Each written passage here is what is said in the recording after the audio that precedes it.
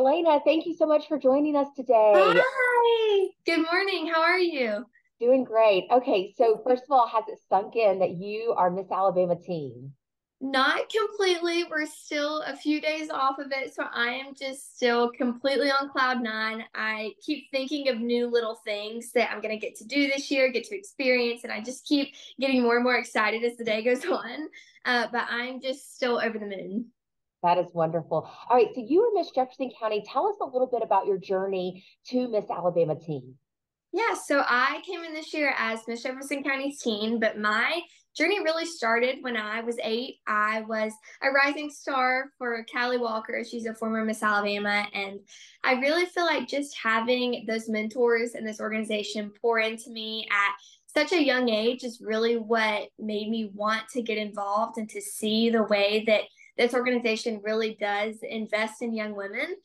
So as soon as I was able and eligible, I immediately knew that I wanted to get involved. And now that I have this title, I'm just so ready to invest what has been poured into me back into this organization. That's wonderful. Talk about you mentioned you were a rising star, so you've started this when you were about 8 years old. So talk about what this program has meant to you and what it's given to you and what it's taught you. It has really given me a voice. Throughout my 2 years of competing, last year I came in as Miss Leith Area's teen, and this year, like you said, I was Miss Jefferson County's teen. And just throughout these 2 years, I have seen an exponential growth in myself, not only in obviously my skills competing in the competition, interview talent, but just my voice in general, my confidence. I have been able to do advocacy work. I've been able to raise money. I have been able to speak my opinions confidently, and it's because of what this organization has instilled in me. And that's something that would never have happened if it weren't for this organization. And then obviously the scholarships coming off of this weekend, it got right at $260,000 in kind and cash scholarships, which is just incredible. There's no other organization like this one, so I'm just so beyond grateful. Well, congratulations on all the scholarship money too. That's amazing. Thank you. So exciting. Now tell us a little bit about your social initiative. Yes, my social initiative is Charlie's Chance. If we know that 1 in 10 people will have a seizure at some point in their lifetime, for my family, that 1 in 10 was my little cousin Charlie. She started having debilitating seizures when she was only 1. And so I've seen what it takes for her to become an overcomer every single day. That's really what inspired the passion in me to want to make a difference on a larger scale. So with Charlie's Chance, I have 3 main pillars: to educate the public, to advocate for patients suffering with epilepsy, and to channel fundraising into the epilepsy community. That's wonderful. I know you've had several events, specifically in the Birmingham metro area. Talk about some of those events, and do you have anything that would be coming up? Yes, so this past November, I actually had my inaugural Wings of Hope event. This was a fundraiser that I put on all by myself. I had previous experience as a national ambassador for the Epilepsy Foundation of America. So I really knew what it looked like for the nitty gritty and the behind the scenes of what it really takes to plan a successful event. So on November 19th, at a sold out event at the Southern Museum of Flight, I ended up raising just over $32,000 that went right back to the Epilepsy Foundation. And I am planning on making it annual. So we will have another Wings of Hope this November. And obviously, with this new title, I am just thrilled at the opportunities that it will bring and just the platform that it will give Charlie's Chance to really soar. That's awesome. Okay, so Elaina, I also understand that you're in flight school. Tell me about that. Yes, this passion for flying has really been a generational passion. It started with my granddad, and my 16th birthday gift from my grandparents was my very first flight lesson, and the rest was really history from there. I just fell in love. I am in flight school right now at Over the Mountain Aviation at the Shelby County Airport. I'm on the track to get my private pilot's license. I plan on attending Auburn University and being a part of their aviation program and majoring in professional flight, which is why the scholarships this weekend will for sure be put to use. But flying is just such an empowering feeling, and it has really snowballed into one of my life's greatest loves.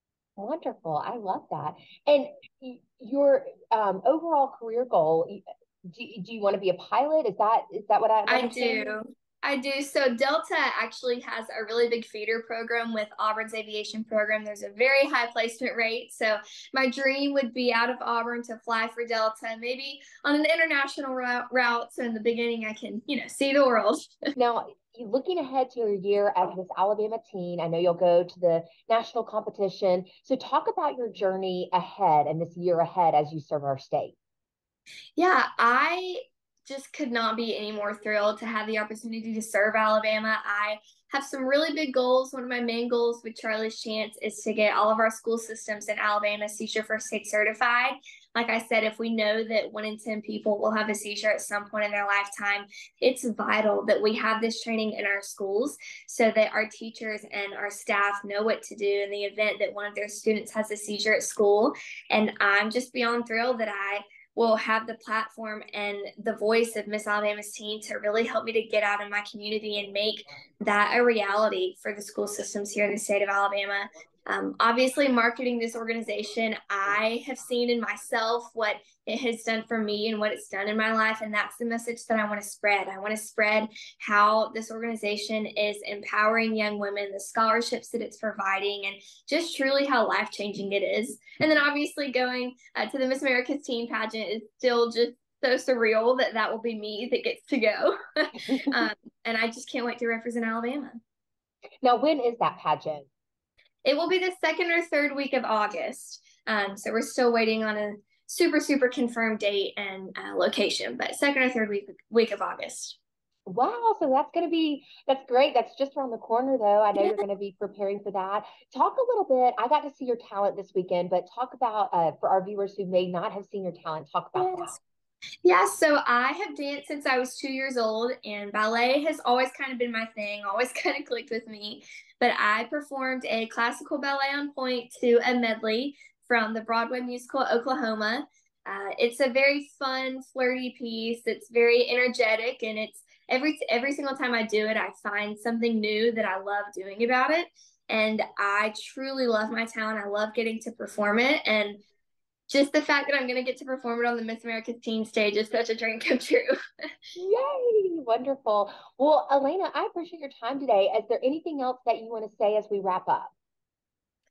Just that I'm so grateful for this opportunity. I truly, like I said, have such big plans with this title for this year.